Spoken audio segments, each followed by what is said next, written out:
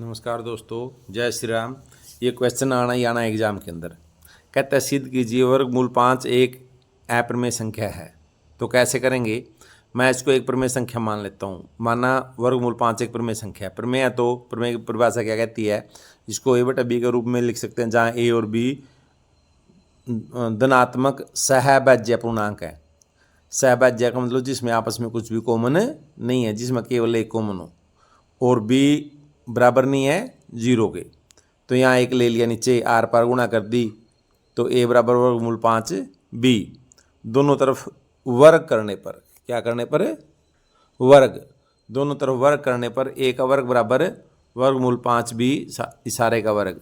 तो इसमें दोनों का वर्ग होगा, 5 का भी होगा और b का भी होगा। वर्गमूल 5 का वर्ग करेंगे, 5 आ जाएगा, b का b स्क्वायर आ जाएगा। तो a स्क्वायर बराबर 5b स्क्वायर। अभी जैसे ये होता है 10 बराबर 2 गुणा 5 है, इसका मतलब है 10 का गुणनखंड 2 भी और 5 भी है। इसका मतलब 10 2 से भाग होगा और 5 से भाग होगा। तो ऐसे ही यहाँ पे a स्क्वायर गुणनखंड 5 भी और a स्क्वायर गुणनखंड b स्क्वायर भी है। तो a स्क्वायर 5 से भाग होता है और b स्क्वायर से बहुत, तो ये बात यहाँ लिख रहे हैं। अतः a स्क्वायर 5 से विभक्त होगी।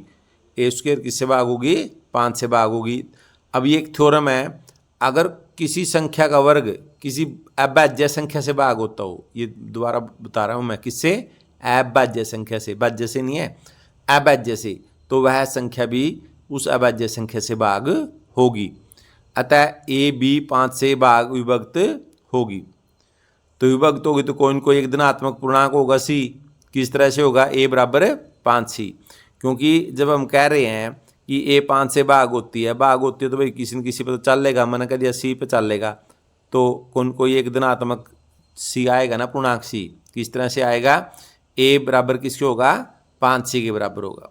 a किसके बराबर होगा? 5c के। a का मान यहाँ समीकरण 1 में रख देंगे यहाँ पे, तो इसका वर्ग खोल दिया, ये b स्क्वायर बराबर 5c स्क्वायर आ गया। दोबारा से जैसे ये था वैसे ही आ गया, b स्क्वायर के गुणनखंड जो आए 5c स्क्वायर आ गए।